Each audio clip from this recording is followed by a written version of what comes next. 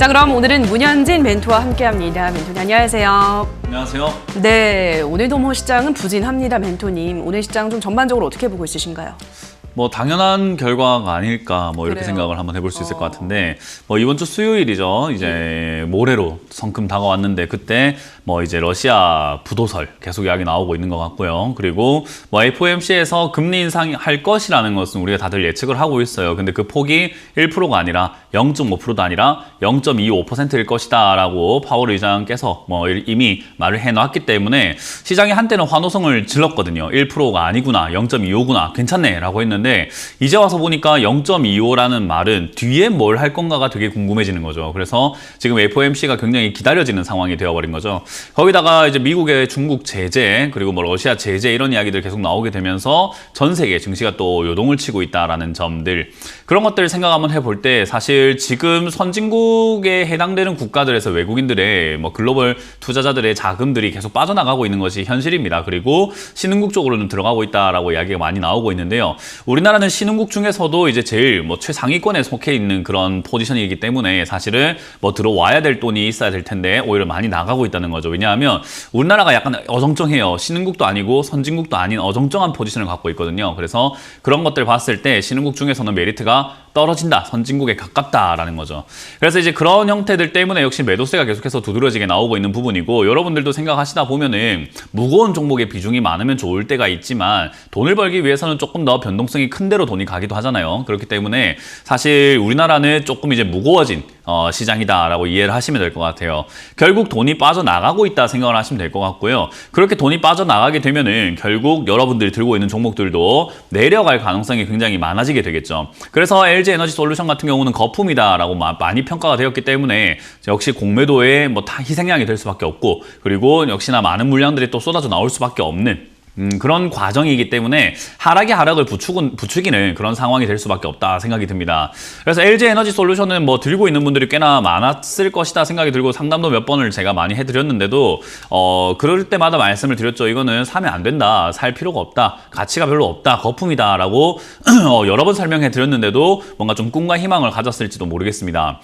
일단 지금 내려갔다고 해가지고 뭐 앞으로 꾸준히 폭폭 하락하는 것은 아닐 거예요. 계속 반등이 줄 것이고 변동이야 있겠지만 전체 그림으로는 거품이 빠질 때까지는 계속해서 좀 지루한 하락세가 이어질 수밖에 없다, 그렇게 이해하시면 될 것 같습니다. 그래서 저는 반등 나갈 때 매도하시는 것이 맞지, 오늘 이제 와가지고 손절을 하는 것은 옳은 선택이 아니다. 그리고 오늘 뭐 추가 매수 고민하시는 분들도 분명히 있을 텐데 그거는 절대로 아니다라고 말씀을 드려보고 싶어요.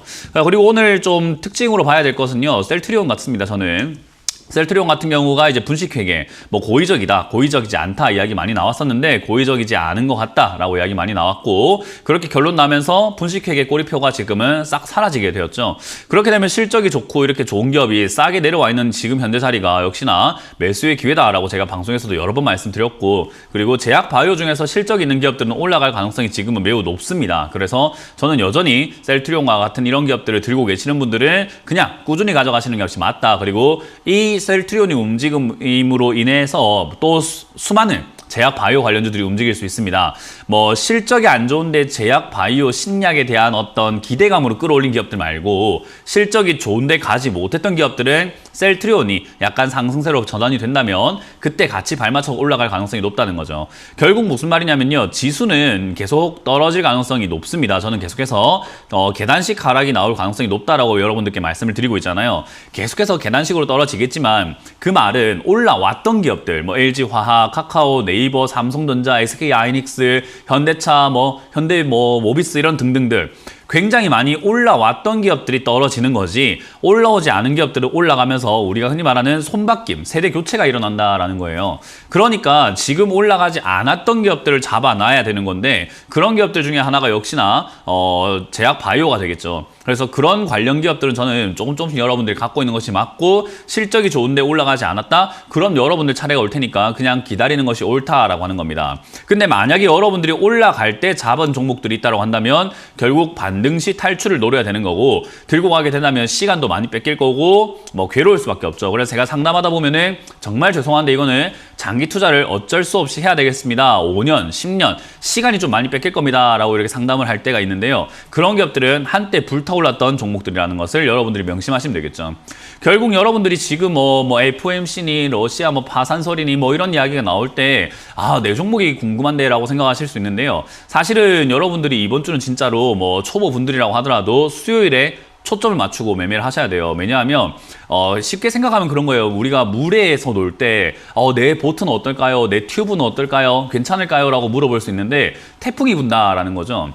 태풍이 불면 내 보트가 무슨 말이며 내 저 튜브가 무슨 말입니까? 근데 여러분들은 튜브 한 개로 안 될 것 같으니까 한 개 더 사야 되겠어요? 한 개 더 해서 2개면 괜찮지 않을까요? 그런 느낌으로 추가 매수를 물어보는 거거든요. 2개도 뒤집어집니다. 결국 추가 매수라도 뒤집어진다는 거예요. 그리고 결국 아무것도 안 하는 것이 가장 좋은 거죠. 그래서 태풍이 분다라고 했을 때 여러분들이 그 물에 떠 있는 튜브라든가 물에 떠 있는 보트를 그걸 살리기 위해서 여러분들 들어가는 것은요, 저는 좋지 않다 생각을 해요. 그래서 내버려 둬라. 어쩔 수가 없다라고 말씀을 드리는 거고요. 지금 이 상황에서는 결국 시장 자체가 무너지면 여러분들이 들고 있는 종목들이 뭐든 간에 대부분 밀릴 수 있습니다. 이제 그 가운데서 오늘도 올라오는 종목들이 있듯이 변화가 보인다는 거죠. 그 변화를 보면서 내려가는데 이번 내려가는 장세에서는 어떤 기업들이 어떤 업종들이 움직여 주는구나. 그럼 내가 이런 섹터로 좀 옮겨 볼까? 아니면 내가 그런 섹터를 들고 있으니까 조금 더 추가 매수를 해 볼까? 그런 결정을 할 수 있다는 거죠. 결국 어떠한 힌트라든가 어떤 신호가 나오기 전까지는 우리는 아무것도 할 수가 없습니다. 그게 제가 말했던 지수가 아래쪽으로는 2600포인트가 될 거고요. 위쪽으로는 2750포인트, 2800포인트가 될 텐데 요 위쪽과 이 아래쪽을 무너뜨리거나 또는 뚫고 올라가는 형태가 나오지 않는다면은 상승도 아닐 것이며 하락도 아닙니다. 그래서 여러분들이 지금은 당장 할 수 있는 것이 없다라는 거고요. 여러분들께 제가 차트를 보는 것은 그냥 느낌이 좀 중요하다라고 말씀 많이 드렸는데 내려가는 형태로 지금 진행이 되고 있다는 것을 볼 수 있습니다. 잘 보시면 이렇게 내려가고 있는 느낌이 있죠. 느낌이 중요하다고 하는 게 그거예요. 지금은 내려가고 있다. 그러니까 2600을 무너뜨릴 가능성이 매우 높다라고 보는 것이 맞습니다. 그래서 지금은 조금 하방으로 열려 있으니까 여러분들이 섣불리 매수하시는 것은 좋지 않다라고 저는 전략을 전체적으로 좀 드릴 수가 있을 것 같네요. 어떠한 이야기들 세미나에서도 해주실 거잖아요, 멘토님, 그렇죠? 그렇죠. 저는 이제 기초에 대한 이야기를 좀 많이 해드려요. 네. 주식을 저는 항상 말씀드리지만 주식 잘하는 분들께서 상담받을 이유가 분명 없을 거라 생각을 하거든요.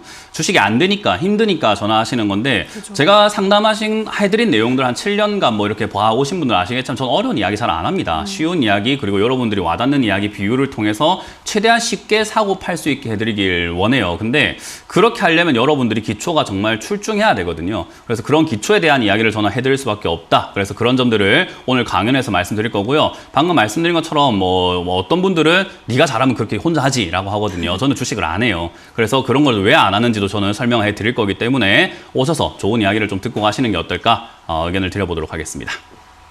네, 오늘 세미나를 참석하셔서 더 많은 이야기들 함께 들어보시기 바라고요. 오늘 상담은 여기서 마무리 짓도록 하겠습니다. 오늘 또 열심히 상담해 주신 멘토님 먼저 인사 나누도록 할게요. 멘토님 고맙습니다. 네, 수고하셨습니다.